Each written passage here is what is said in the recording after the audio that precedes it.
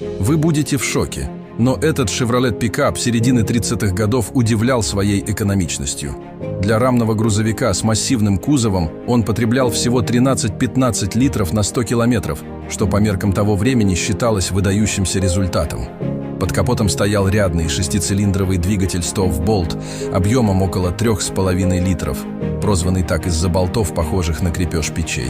Этот мотор славился надежностью и ровной тягой, легко справляясь с грузами.